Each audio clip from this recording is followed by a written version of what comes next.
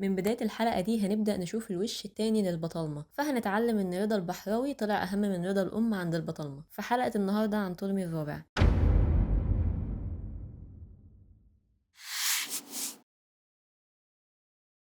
طولمي الرابع ابن طولمي الثالث وبرينيكا التانية، ولقبه فيلو باتر يعني المحب لأبيه. في الأغلب سمى نفسه المحب لأبيه عشان يكسب جزء من شعبية أبوه طولمي الثالث. طلع للحكم وهو عنده 24 سنة، وكان مصاحب شلة مش كويسة وانشغل عن أمور الحكم وأهمل السياسة الداخلية والخارجية. المهم إن واحد من الشلة دي اسمه أجاثوكليس. أجاثوكليس ده كان عنده أخته دي كانت مصاحبة طولمي الرابع لدرجة إنها كانت بتمشي كلمتها على طولمي الرابع. وفي الوقت ده كان المسؤول عن الحكومة المركزية واحد اسمه سوسيبيوس، ويعتبر نائب الملك. الملكة برينيكا التانية اللي هي أم طولمي الرابع ما حبتش الوضع اللي ابنها عليه، فكانت عايزة تبدل طولمي الرابع بأخوه الأصغر منه مجاس. فسوسيبيوس عرف طولمي الرابع الخطة اللي برينيكا التانية كانت عايزة تعملها، وقال لطولمي الرابع شوف الحاجة برينيكا الكبارة عايزة تعمل ايه. فسبحان الله بعدها الملكة برينيكا تموت، ومجاس أخو الملك يتقتل، وعم الملك برضه كان اسمه لوسيماخوس هيتقتل هو كمان. في عهد طولمي الرابع هتحصل الحرب السورية الرابعة، واللي كان بيحكم من البيت السلوقي في الوقت ده واحد اسمه أنتيوخس الثالث.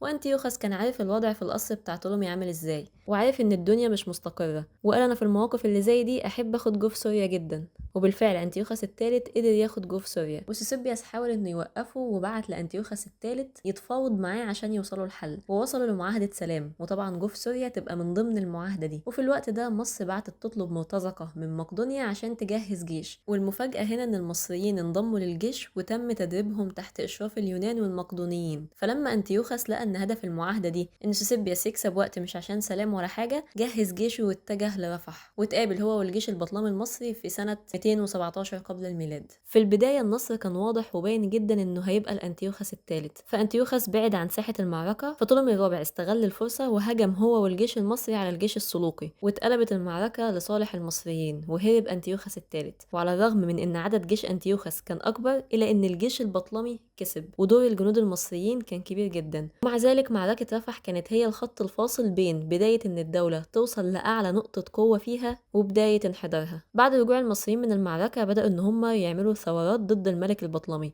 بس الملك قدر ان هو يخمد الثورات دي، ومع ذلك الثورات فضلت مستمرة من المصريين لحد نهاية العصر البطلمي. في سنة 217 قبل الميلاد سوسيبياس هيقنع طولمي الرابع انه يتجوز اخته اللي هي أرسنوية الثالثة. بعد كده هيتم تأليه أرسنوية الثالثة وطولمي الرابع كآلهة اسمهم الإلهين المحبين لأبيهما. وعمل حاجة تانية مهمة، إنه دمج عبادات البطالمة في عبادة أسرية واحدة، وخلى جده الأعلى طولمي الأول وجدته برينيكا الأولى هما الآلهة اللي على راس البطالمة المؤلهين، وتم وصفهم بالإلهين المنقذين. بعد كده طولمي الرابع وأرسنوية الثالثة هيخلفوا ابن اسمه طولمي الخامس أو طولمي إبافانس. طولمي الرابع هيموت وهو عنده 40 سنة، وسبب وفاته لحد الآن ما نعرفوش، وهيسيب ابنه هو عنده 6 سنين أو 7 سنين تحت ولاية الملكة أرسنوية الثالثة.